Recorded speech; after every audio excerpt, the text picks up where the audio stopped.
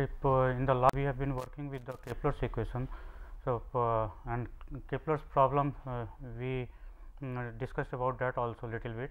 So, whatever the remaining portion is there with the Kepler's equation and its solution, we will complete this, and thereafter we will go into the three body problem from this lecture. Okay. So, continuing from the previous lecture, we saw that the Kepler's equation we wrote it as T minus T n times T minus T is equal to m times m is equal to E times E minus E times sin A, okay, where n is the average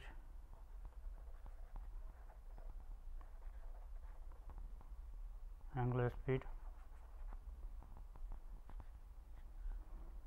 and m we wrote as the true anomaly. This is the mean anomaly, and E we wrote as the eccentric anomaly.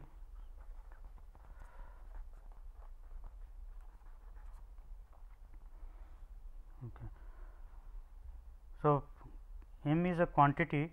Now, if you look into the this equation, so n is the average angular velocity. So, if you multiply it by delta t, this is t minus t, this is nothing but delta t.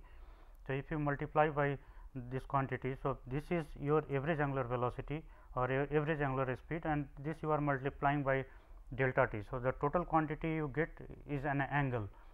So, this angle what we write as the m, the mean anomaly, this describes the if the satellite is moving with certain mean angular speed.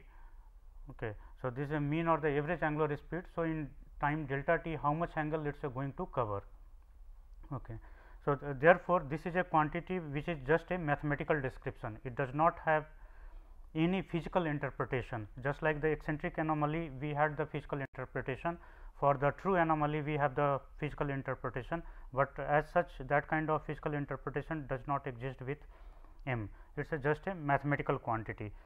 So, now our problem can be that if the initial time and the final time it is a given. So, find out what will be the true anomaly or the eccentric anomaly. So, we start with given this t minus t. So, this is given. Okay. So, then we will try to find theta, the true anomaly. So, once we find this, and our a, e, I, small omega and capital omega, these are constants, Therefore, if we find theta, then the orbit determination process or the describing the satellite position at any other time that can be completed. So, here to find out the theta, what we have to do, we get the time t. So, from t we can get m, the mean anomaly. Mean anomaly can be used to solve the equation 1. So, here solve equation 1 and get eccentric anomaly. Once you have got the eccentric anomaly, so thereafter we have already the equations for, in the last lecture we have seen that how the eccentric anomaly is related to the radius vector and the true anomaly. So, using those equations we can solve for the true anomaly. So, we can solve for r and theta. So, find theta, the true anomaly, and r is also available and theta is also available.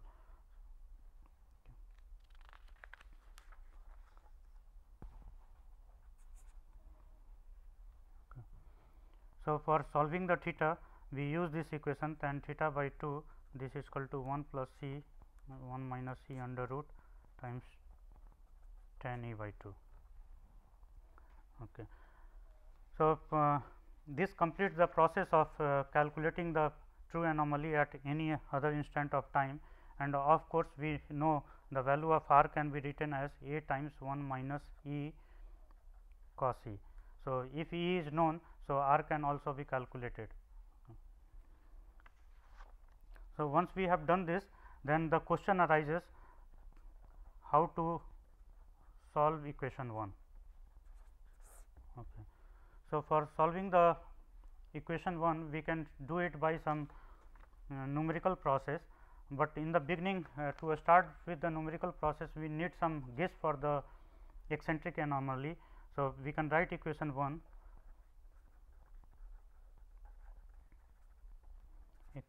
as E minus m is equal to E sin e. Okay. So, on the solving it through the graph, so what we write, y is equal to E minus m and we write y is equal to E sin e, okay, and plot this versus e.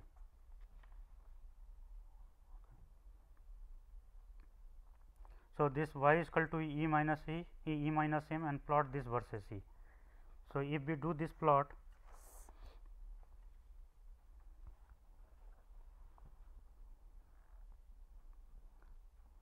so we are plotting y on this axis and E on this axis. If E is equal to 0, so this is the origin here. If E is equal to 0, y is equal to minus m. So, this is the point here minus m. Okay, so, the quantity from here to here, this is m. Okay. And the slope of this curve is dou y by dou e. This is positive, therefore, this will come like this. Okay. Now, we can plot y is equal to E sin e versus e. So, if we plot y is equal to E sin e, so this curve we get something like this. Okay. So, the cutting point of these two, intersection of these two curves, so that will give us why this is y is equal to E minus m and this is y is equal to E sin e. So, the intersection, it gives us the starting value for the E, this is nothing but E 0. So, now we can use any iterative method to solve this equation 1. Okay.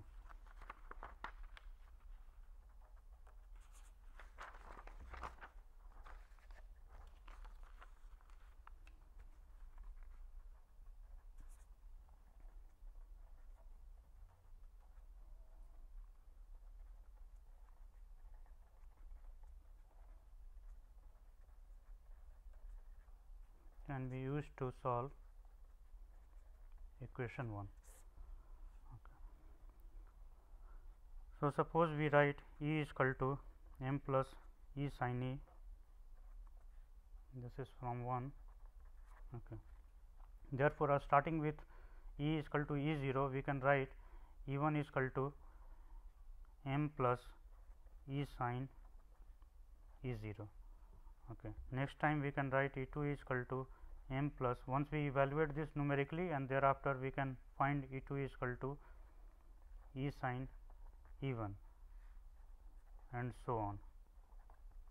Okay. So, if we iterate this process, then this will converge and we get the value for the E, okay, which will satisfy which will nearly satisfy the equation number 1. So, another way of solving this can be written as, if we write equation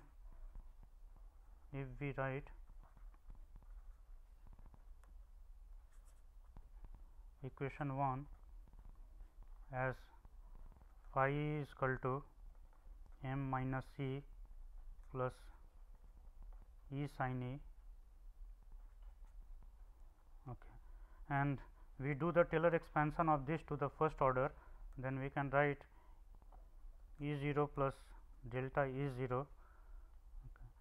So, this can be written as phi E 0 plus delta E 0 times phi prime 0. Now, if delta E 0 is the proper correction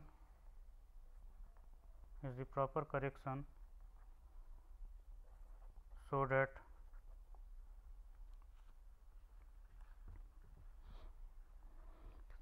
So, what here we are doing? We are minimizing the difference. This is exactly this we can write as a m minus e sin e. Okay. So, the phi is a function which is the difference between the mean anomaly and this function. Okay. So, we are trying to, if we E is the proper solution, then the minimum of this should be 0. Okay. So, if we get the proper solution, so minimum of this will be 0. So, here we have written this in the first order to the first order expansion, Taylor series expansion. Therefore, if this quantity the delta is the proper correction given to E 0, then this must be a minimum, and therefore, this must get reduced to 0. So, that the left hand side of the above equation will be 0. So, we set the above equation left hand side to be 0. So, this becomes phi is 0 plus delta is 0, phi prime is 0. So, from here we can get the value of the correction delta is 0, this will be nothing but minus phi is 0 divided by phi prime is 0. So, these are evaluated at, so this function evaluated at is 0.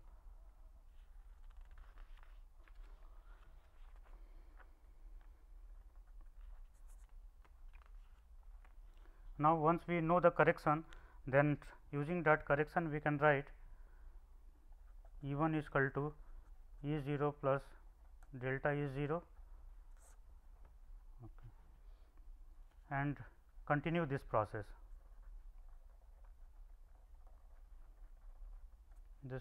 Iterate it, okay, to get the desired accuracy as much you want.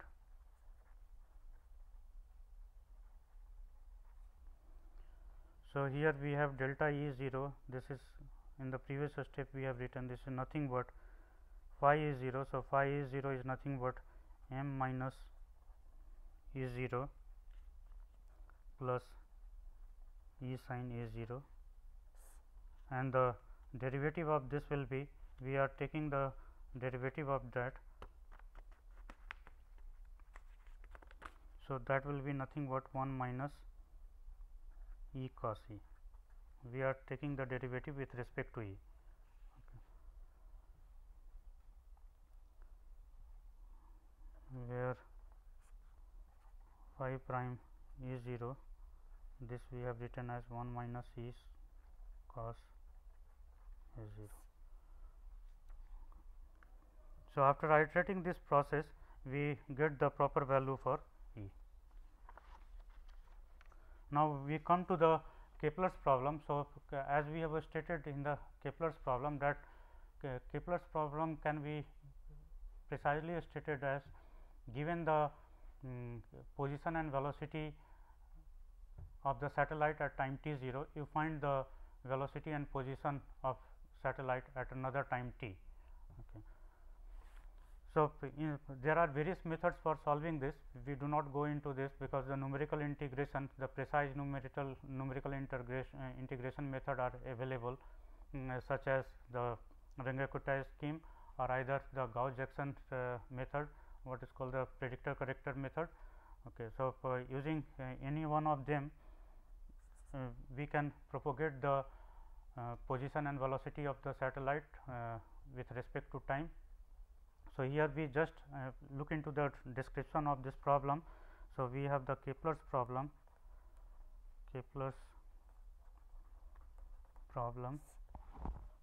So, two classes of problem. Two classes of problems arise from Keplers equation.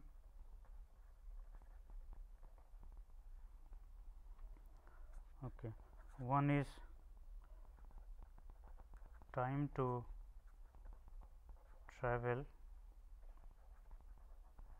between 2 points whose true anomaly theta 1 and theta 2 are given. So, here in this case theta 1 and theta 2 are known, okay, and then we need to find out the delta t. So, theta 1 and theta 2 are given. So, theta 1 will give us E 1 and theta 2 will give us E 2. Okay. So, you can find delta m from here, okay, and delta m the difference in the mean anomaly between these two positions, and therefore, from here this delta t can be obtained.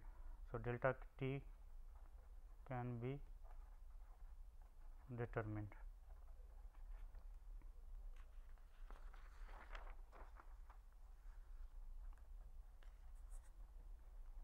The second problem is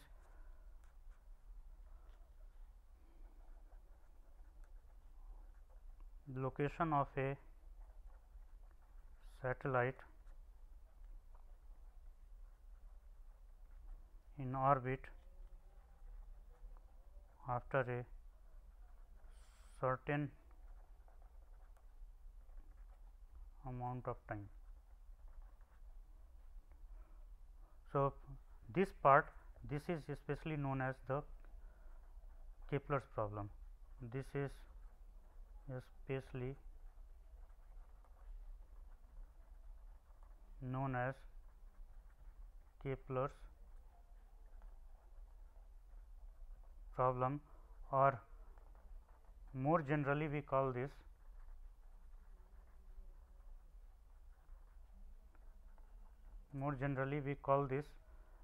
as orbit propagation or just the propagation. So, we can call this as the orbit propagation.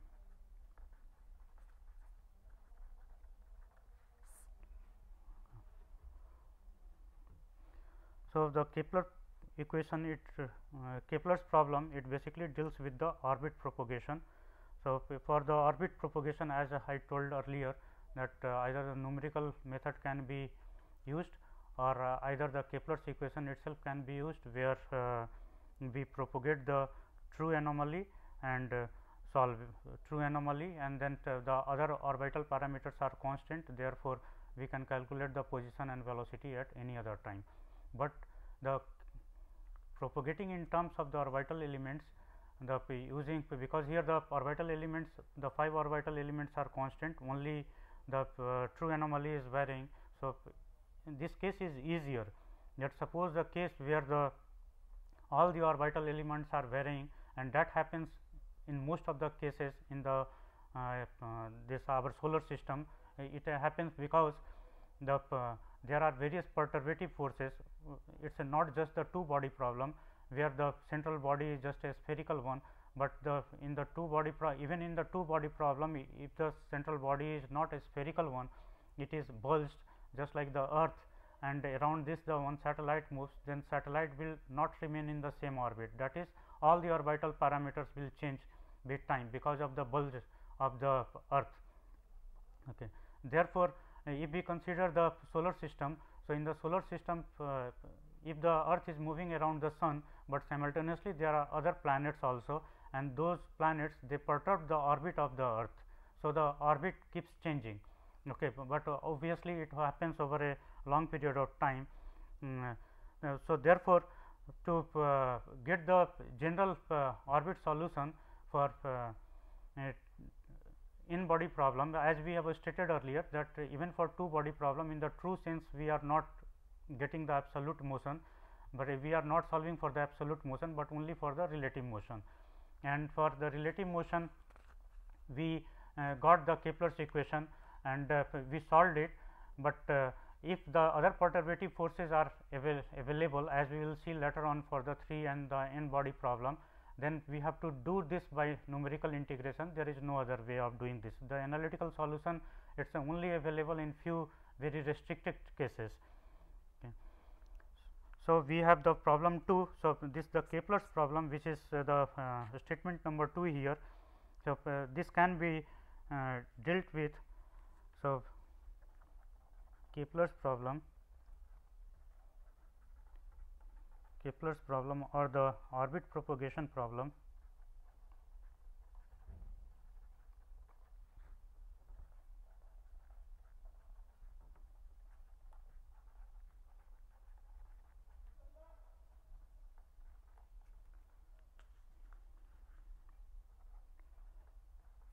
using following.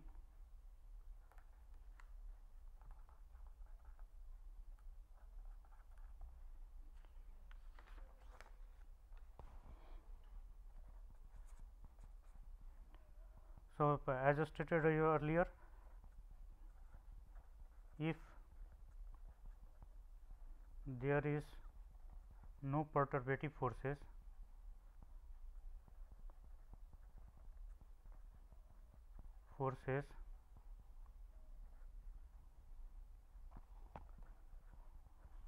we are assuming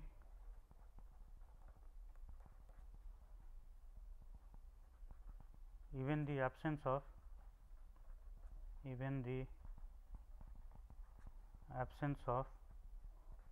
the non-spherical forces in two body problem. Only in the two body problem only the spherical forces are considered. So, if there is no perturbative forces, then we can propagate the orbit. So, the orbital elements here propagate the true anomaly,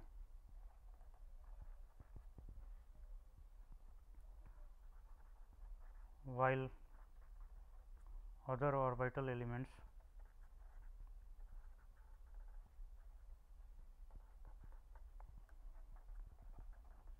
remain constant.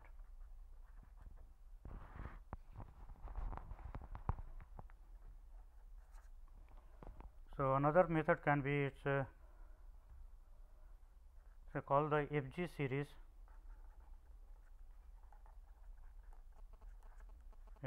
Method. So, in the FG series method, r and the velocity vector, they are expressed as a Taylor series expansion.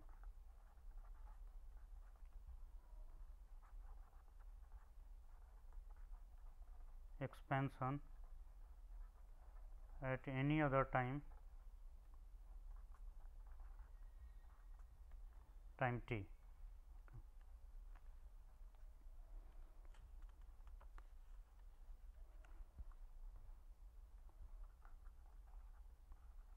And can be therefore,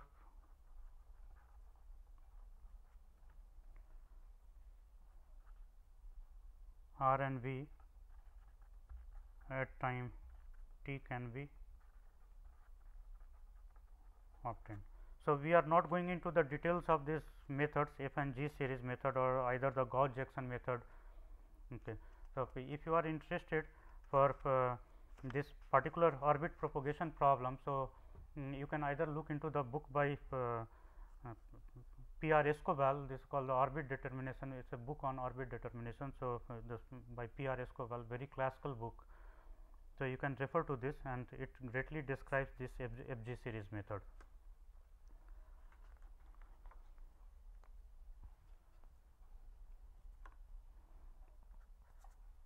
Then the third one is the universal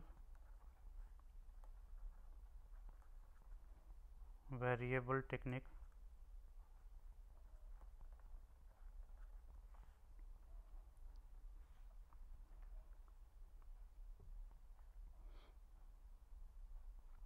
So, as we have seen that we have to treat the cases for the parabolic or the elliptical or even for the hyperbolic orbit, we will have to treat them separately, the method which we have been following.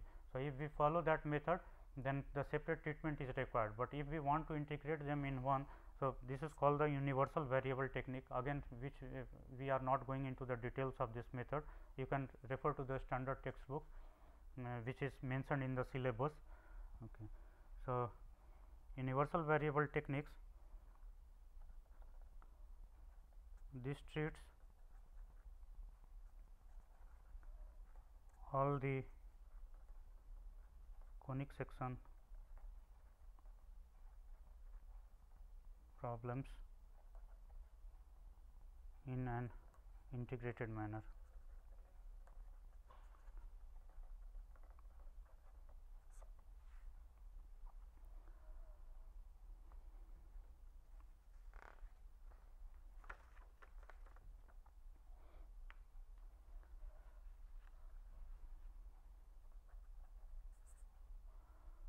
So, in this technique, in the first one, if there is no perturbative forces, so propagate the true anomaly. So, in this what we have done, that given the position r and v, okay. So, from here we can get the classical orbital elements, we get a, e, I, small omega, capital omega and theta. Then from here propagate theta, okay. So, propagating theta, then again we get the value of theta at time t, propagate theta to time t, and then again convert from a, e to, and then you get it back to, suppose you start with r 0 v 0. So, then you get r v at time t.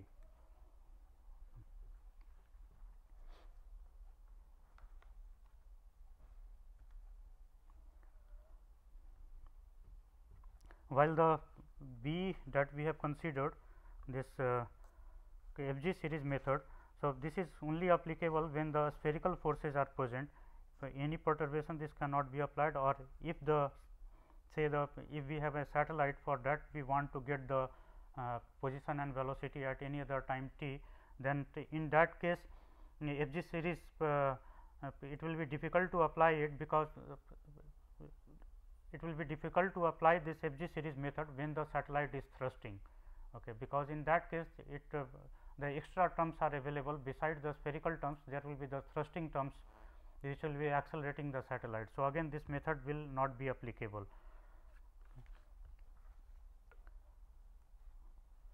Okay. While the universal variable techniques, this is mostly used for in the boundary cases where the E is equal to 0.999. So, it is a whether we can write this as the this can be written as the say the for a parabolic orbit also, because this is nearly equal to 1, and this can be also worked as an elliptical orbit.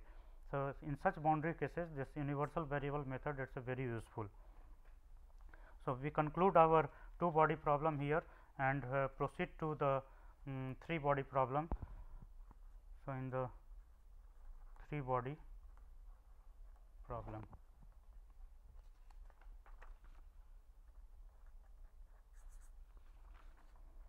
so already we have been working with the 2 body problem. So, we looked into the equation of motion of the 2 body, okay, and the equation of motion of the 2 bodies, the way we worked out the initial things for the 2 body problem, in the same way the 3 body problem proceeds.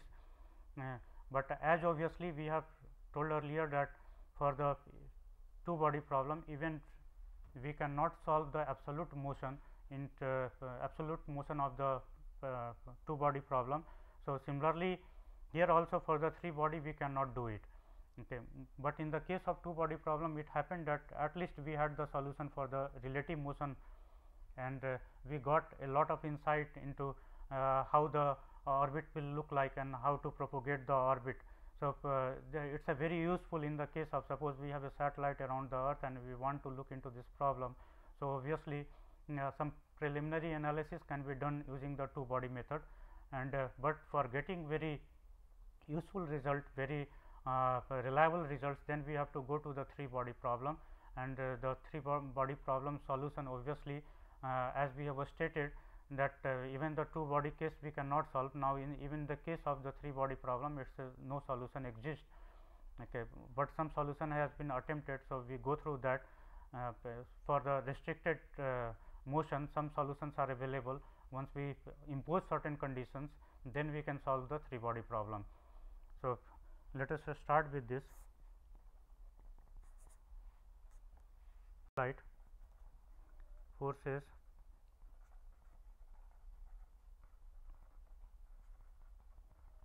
so here we are in space flight mechanics. We are especially interested not in the heavenly bodies, but we are interested in the satellite motion. Okay. Therefore, we consider what are the forces acting on a satellite. So, these forces are the spherical, gravitational,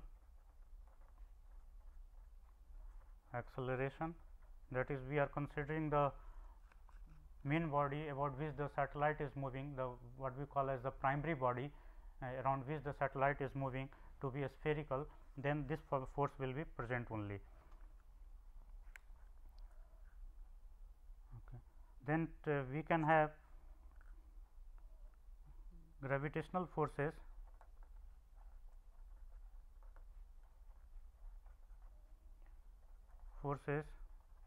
due to different planets. Okay. So, this we can assume that the planets to be the point mass, then this will be the gravitational force on the satellite will be acting, and truly it affects the orbit of the satellite. Okay. Then the third one we can write as non-spherical gravitational acceleration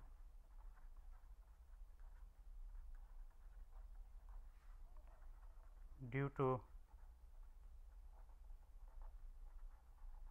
primary body. Okay. So, all these three they are falling under the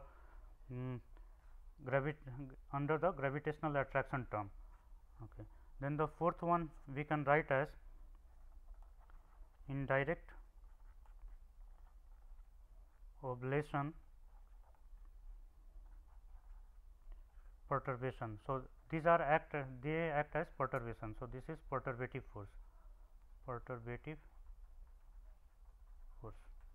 this is also perturbative force.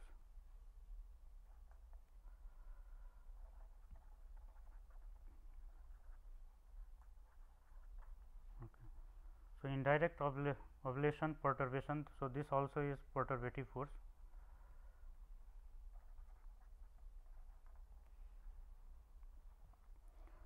Okay. So, from where it arises? It arises due to the non-spherical shape of the other planets, and it is a indirect force, because say the here the non-spherical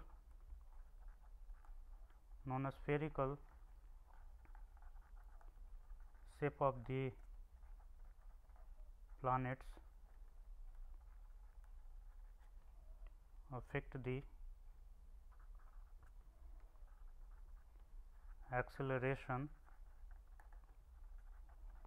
of the primary body. So, in this case it is Earth. Okay. So, the primary body, or what we call as the reference body, and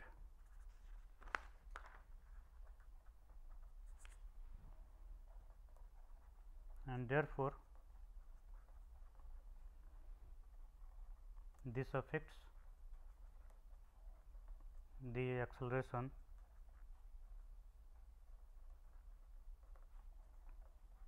of the satellite also.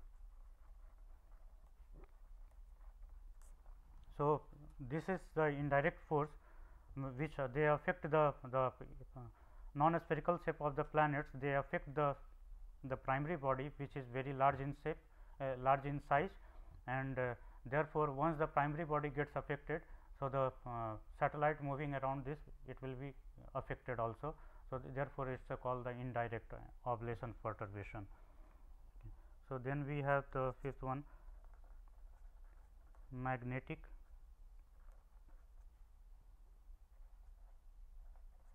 force field. So, in the case of Earth, the Earth is having the magnetic field around this. This is because of the in the core of the Earth there is the liquid molten iron is there, and because of its motion it is rotating the inside, and therefore, it generates the magnetic force. So, if we have a satellite on which the if it carries current or any charge, so if it passes through this satellite is passing through the magnetic field in the orbit, then obviously faces the magnetic force, okay, because of that motion. Okay, then we can have the aerodynamic force. So, if the satellite is in the low orbit, okay, like in the case of Earth, if the satellite is in the 300 kilometers orbit or above that, so not very high altitude, because the aerodynamic force, it depends on the air. So, as the air becomes thinner and thinner, as the air gets rarefied, so the aerodynamic force will go down. Okay. So, it goes down drastically with altitude. Therefore, at high altitude the aerodynamic forces are negligible, but for the 300 kilometers orbit, say this is very high, and in fact the aerodynamic forces they are responsible for decay in the total energy of the satellite. As we have seen earlier, this is the total energy of the satellite per unit mass. This is written as mu by 2a. Okay. So, if the energy of the satellite, this decays with time due to the aerodynamic force, and therefore, the a will change. Okay. And so, it causes the satellite to fall toward the earth. So, if you leave a satellite at low altitude and you do not have any propulsion device, then over a period of time it will enter into the earth atmosphere, where the atmosphere is thick, and ultimately it will burn. So, the seventh force we can mention as magnetic force, aerodynamic force, and the last one we can write as the solar radiation force.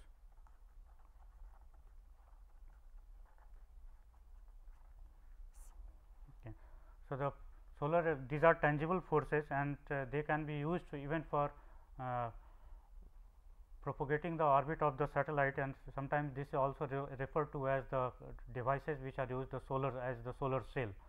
As on the boat we can have sail. So, similarly we can have sail on the satellites, and it can move the satellites over a period of time. So, though not very large, but still it has, because of the photons, they have momentum.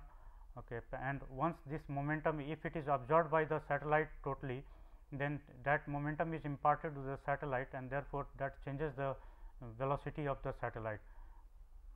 So, these altogether, these 7 forces, they act on the satellite to change its velocity and position, and some of them can be used very actively to model the change the orbit of the satellite. Like the aerodynamic forces, they can be used actively to change the orbit of the satellites. If we have flaps on the satellites, so we can put it in proper direction on the proper angle to induce more drag or less drag, and accordingly we can maneuver the orbit. So, similarly the the magnetic forces are there. So, magnetic forces can be used nowadays. The Coulomb forces also can be used. Coulomb forces, they imply that we have the charges, there are number of satellites in the orbit, they are making a formation. Okay. So, if we have the charges on different satellites, so they apply force on each other, and therefore, because of this force is acting on them. So, if we control, we will be able to control the formation, we can change the formation of the, or the shape of the formation. So, therefore, there are number of devices, as the technology is improving. So, number of ways of maneuvering or maneuvering the satellites, it is becoming available. So, this is the new proposed thing, still it is not implemented, but now in theory it exists.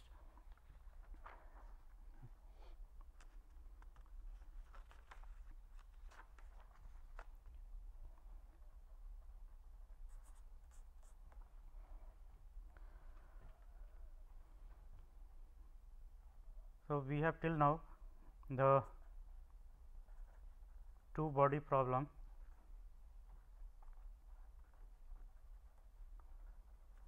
was worked out. For 3 body problem,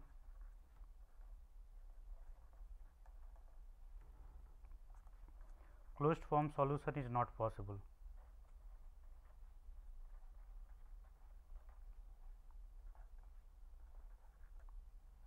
not possible.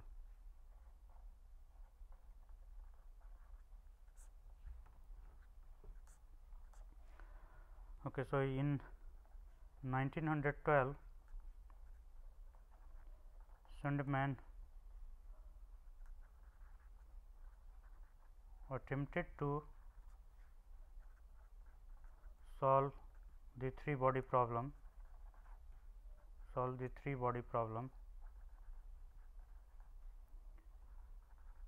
but landed with an infinite series solution. Okay. So, no closed form solution. Closed form solution has very big advantage that it requires very less computation, and it gives a lot of insight into the motion of the body. So, here the infinite series solution is there. So, it cannot give insight into the motion of the body. The second problem, it requires a lot of computation. So, in this case it happened that even it was much more costlier than the numerical solution. So, it turned out to be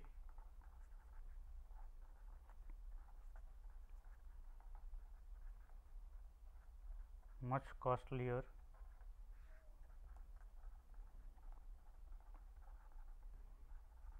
than numerical solution. So, as of today we do not have any general solution for the three body problem, but we have the restricted solution for the three body problem.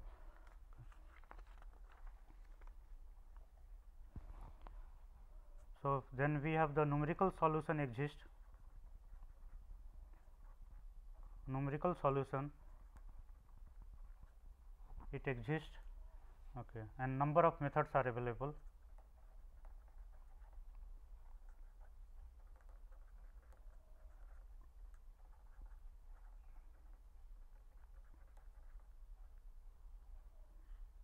So, given initial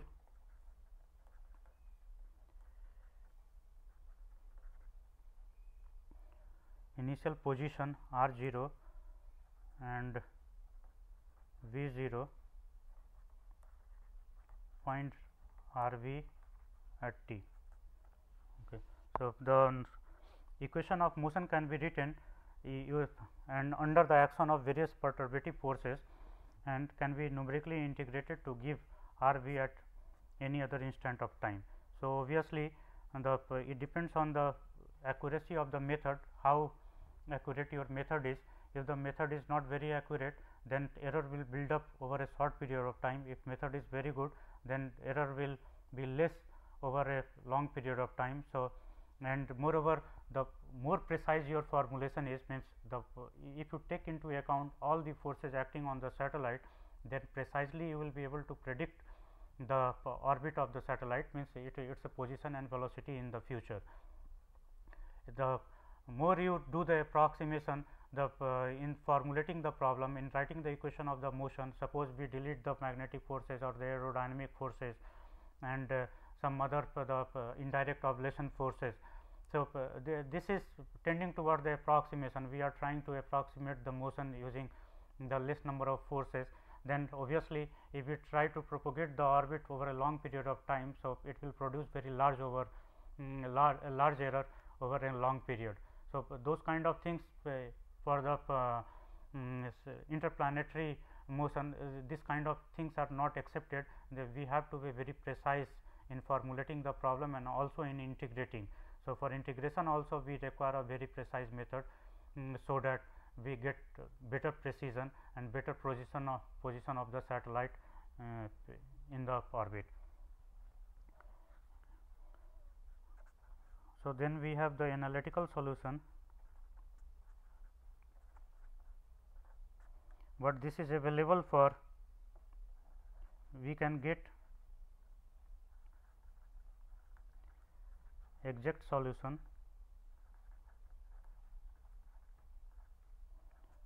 but is available only for restricted cases, means the general solution, analytical solution is not there. Okay.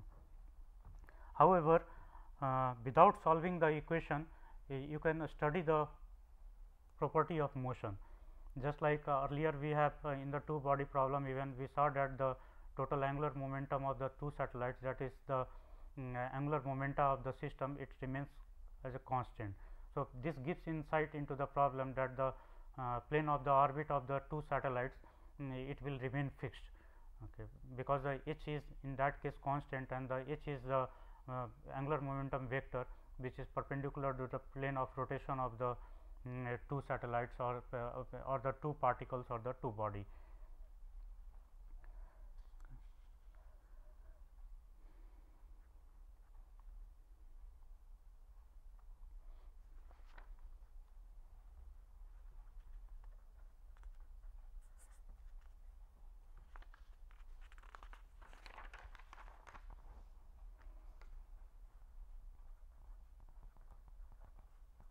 So, general analysis.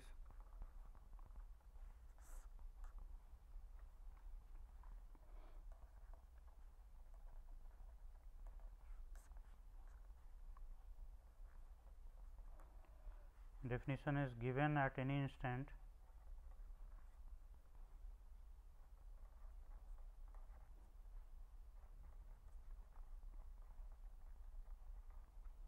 the position and velocity of n massive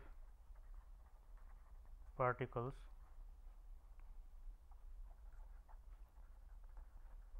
of known masses now is equal to 1 to n. So, for n particle system given at any instant the position and velocity of n massive particles of known masses, calculate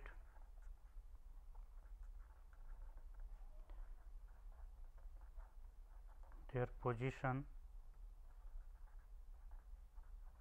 and velocities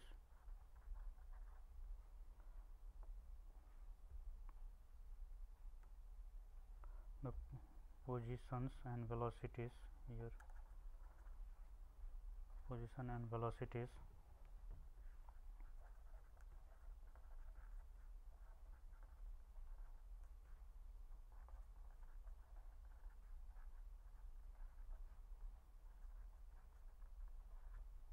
which are point of time under the influence of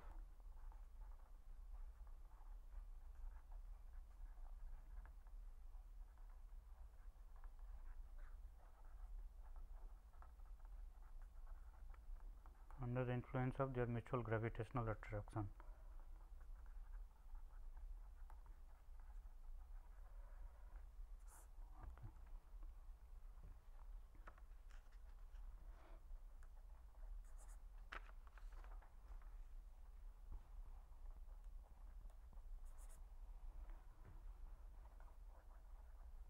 So, problem formulation.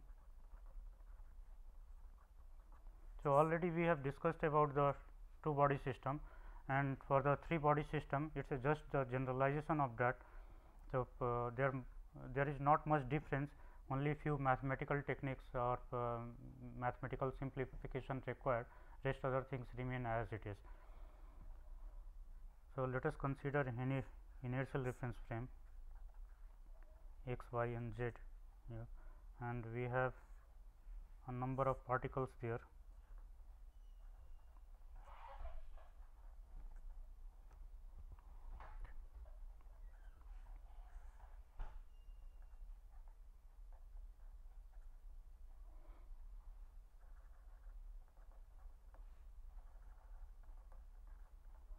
So, we have a number of particles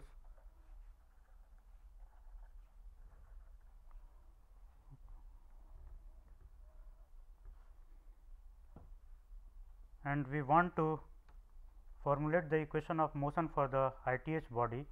So, here the number of particles say 1, 2, 3, 4 and so on, these are the particles. So, under their mutual gravitational attraction, how the particle, the ith particle will move.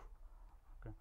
So, obviously, we will have a lot of insight into this problem through the not a general solution, but general solution obviously we cannot get, but some particular methods, as we have done last time, that if we take the cross product, then we get the angular momentum. If we take the dot product, then we get the total energy.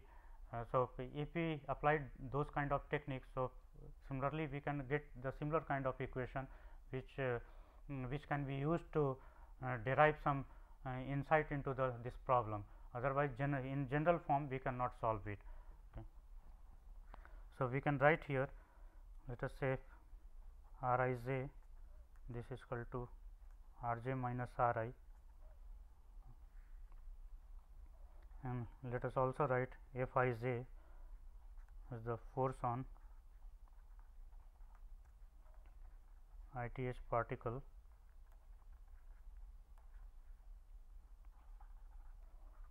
due to JTH particle.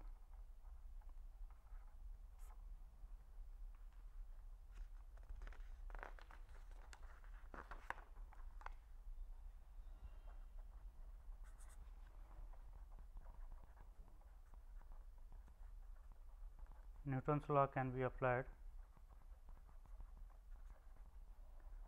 to formulate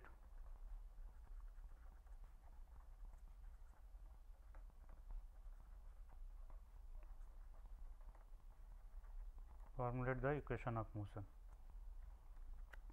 Okay. So, the motion of the ITH particle, it can be written as m I r I double dot, this is equal to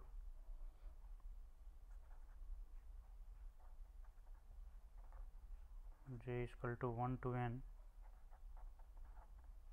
f I j, where j is not equal to I.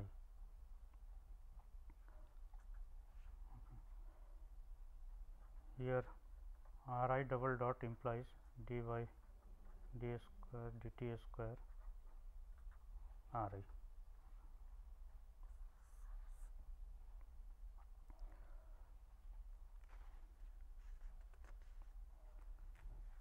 So, this is our first equation.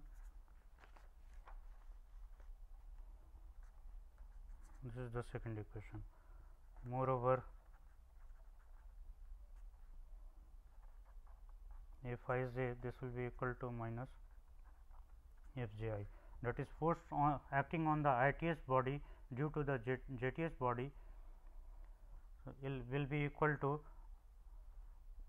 the force acting on the JTH body on the due to the ITH body, but they are acting in the opposite direction, because the forces they act in the opposite direction. Okay.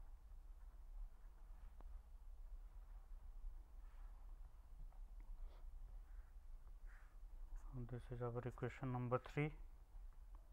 So, f I j can be written as k m I times m j by r I j whole cube times r I j.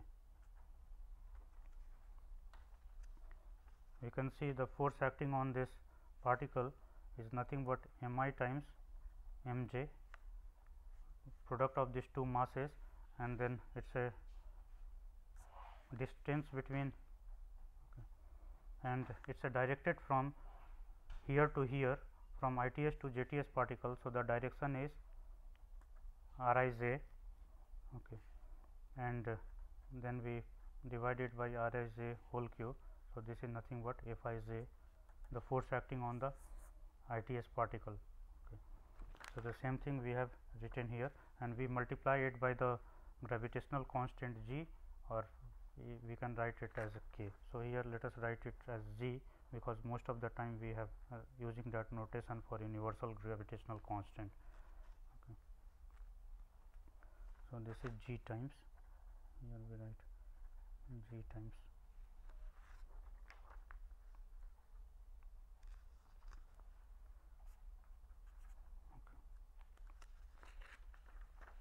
So, the equation of motion of the ITH particle, the acceleration can be written as summation j is equal to 1 to n mj mj times g divided by rij whole cube times rij. Okay. So, our time is getting over. So, we continue with this lecture in the for the next time. Okay. Thank you very much.